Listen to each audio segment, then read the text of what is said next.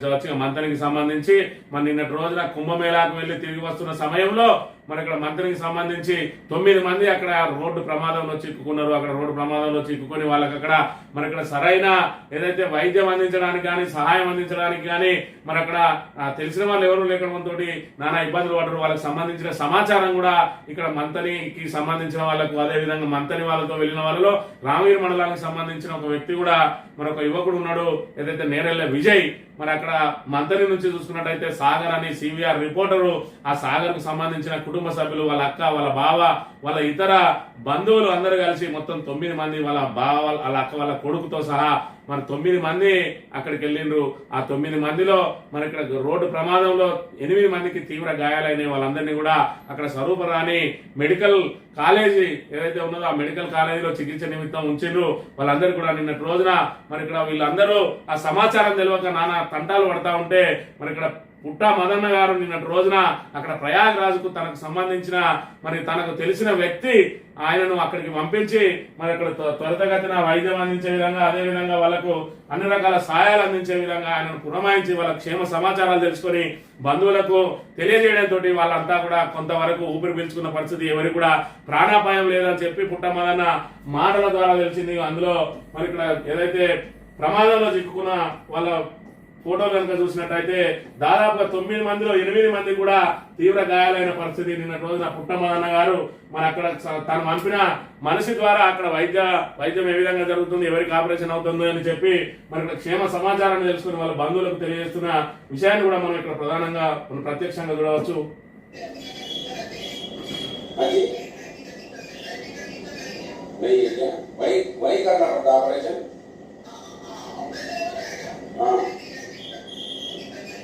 Operation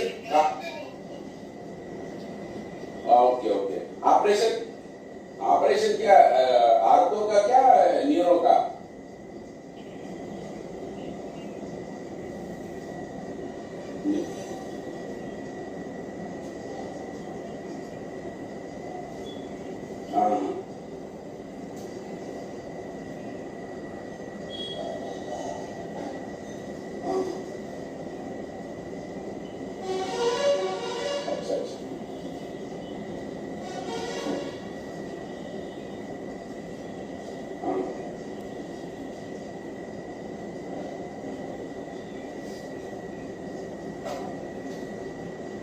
तो सागर का तो ब्रेन का ऑपरेशन करना पड़ता है।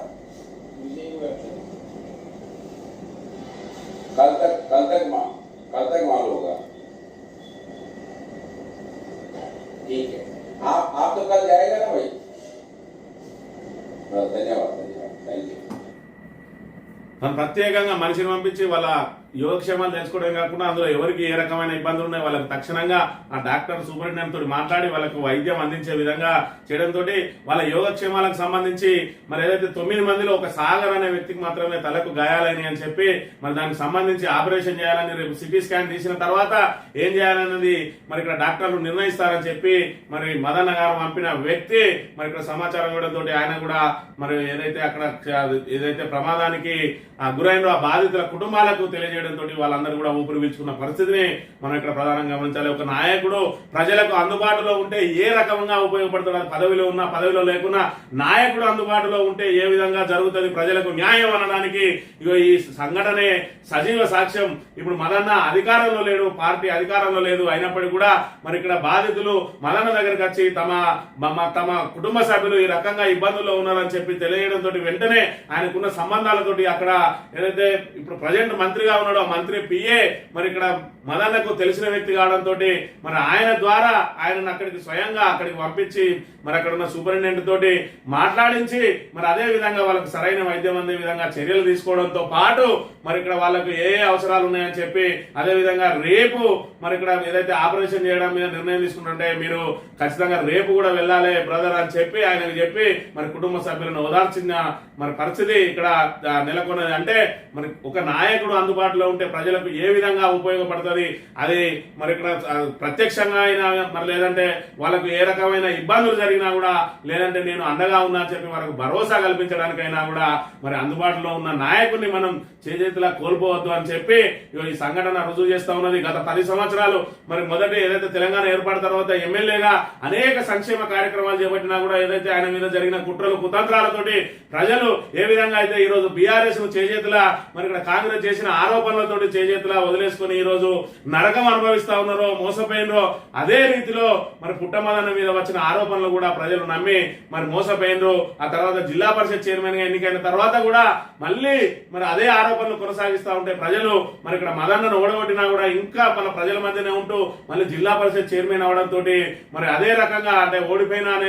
విధంగా కాకుండా ప్రజలకు నిత్యం అందుబాటులో ఉంటూ వాళ్ళకు చేయాల్సిన పనులన్నీ చేస్తున్న నేపథ్యంలో వాళ్ళు మళ్ళీ కుట్రవన్నీ అదే ఆరోపణలను ఏదైతే మరి ఎస్సీల మరణాలు ఏవైతే ఉంటాయో అవన్నీ కూడా పుట్టమది చేయించింది అన్న చందంగా ఆరోపణలు చేసి మరి ఇక్కడ పూర్తిగా ప్రజలను మభ్యపెట్టి దాంతో పాటు డబ్బు సంచులతోటి ఈ రోజు పుట్టమదనను ఇక్కడ మంత్రిలో ప్రజలకు దూరం చేస్తే మరి ఇక్కడ దూరం చేసినా కూడా ఓడిపోయిన వ్యక్తే ఈ రోజు ప్రజలకు అందుబాటులో ఉంటూ ఓడిపోయిన వ్యక్తే ఈ రోజు ప్రజల కష్ట సుఖాల్లో ఎంబడి ఉంటాడని చెప్పి మరోసారి ఇక్కడ ఈ ఘటన ద్వారా నిర్ధారణ అయింది. ప్రజలు ఒక విషయం ఆలోచన చేసుకోవాలి, నిత్యం ప్రజలకు అందుబాటులో ఉండడం అది చేతగానితనం కాదు, అది మంచితనం అని చెప్పి అర్థం చేసుకోవాలి. పుట్టమదన కూడా మరి ఇక్కడ హైదరాబాద్ లో రాజధానిలో మకాం వేయచ్చు, కాదు నా ప్రజల కోసం నేను నిత్యం అందుబాటులో ఉంటా, పదవులు ఉన్నా లేకున్నా అందుబాటులోనే ఉంటా అని చెప్పి ఏ విధంగా మంతరిలోనే నివాసం ఉంటా ఉన్నాడు. ఆయన మొదటి రోజే చెప్పిండు, ఎమ్మెల్యే ఆయన మొదటి రోజే నేను మంతరిలోనే పుట్టినా, మంతరిలో పెరిగినా, నేను చచ్చిపోయినా కూడా ఈ మంతరిలోనే నా దహన సంస్కారాలు జరుగుతాయి తప్ప నేను ఎక్కడనో మరి ఇక్కడ నాకు పదవులు పెరిగినా కొద్దీ నేను ఇక్కడ ప్రాంతాన్ని మర్చిపోయి ఎక్కడో రాజధానిలో మకాం పెట్టా అని చెప్పి ఏ విధంగా అయితే చెప్పిండో, ఓడినా గెలిచినా ప్రజల మధ్యనే ఉంటాను ఏదైతే మాట ఇచ్చిండో ఆ మాట మరి ఇక్కడ ఖచ్చితంగా నిలబెట్టుకున్న వ్యక్తి పుట్టమదన్న. మరోసారి మంత్రి ప్రజలు గమనించాలి, పుట్టమదన్న మనస్తత్వాన్ని అర్థం చేసుకోవాలి. ఎవరు ఆరోపణలు చేసే మరి ఇక్కడ ఏదైతే బీసీల ఐక్యతను దెబ్బతీయడానికి కులాల మధ్య చిచ్చులు పెట్టి మరి ఇక్కడ మన నాయకుడు ఎదిగితే ఆయన ఆర్థికంగా ఇన్ని డబ్బులు ఎక్కడ వచ్చినాయా, ఎందుకు వచ్చినాయని చెప్పి మనం పచ్చగా బతుకుతే కళ్ళల్లో నిప్పులు పోసుకునే వాళ్ళు ఏ విధంగా ఆరోపణలు చేస్తా ఉన్నారో, బీసీలను బీసీలతోటి ఏ విధంగా తిట్టిస్తున్నారో అర్థం చేసుకుని భవిష్యత్తులోనైనా కూడా మనకు అందుబాటులో ఉండే నాయకునికి అండగా నిలవాల్సిన బాధ్యత మన అందరి మీద ఉన్నదని గుర్తుంచుకోవాలని మరి ఇక్కడ ఈ సందర్భంగా విజ్ఞప్తి చేస్తా ఉన్నాం.